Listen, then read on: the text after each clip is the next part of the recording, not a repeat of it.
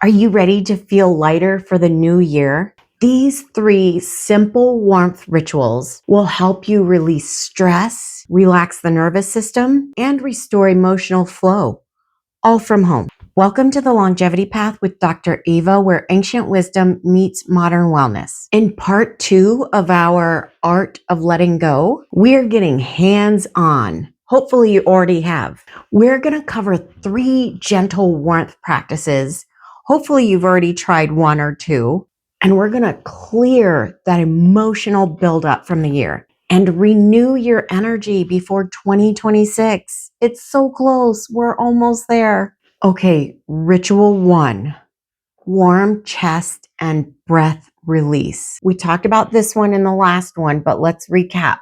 You're going to put a warm compress or a heating pad on your chest, and you're going to breathe in for 4 and then exhale for 6. Now, as you exhale, you're going to imagine this emotional tension and buildup leaving your body. You can do this before bed, and you can do this for about 15 minutes or longer if you like. This draws energy downward from here to the feet, which can help calm anxiety and overactivity.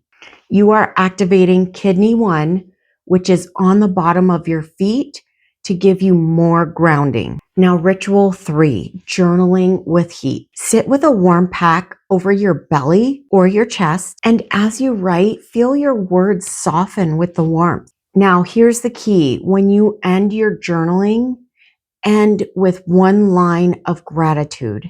I'm grateful for the lessons I can now release. These rituals aren't about fixing anything. They're about allowing energy to move. When we honor our emotional body with warmth, we are allowing it to flow. This week, I just want you to choose 1 ritual and try to practice it daily. Let warmth be your guide back to peace. And comment below what you're grateful for this season, this holiday, crazy, chaotic, fun season.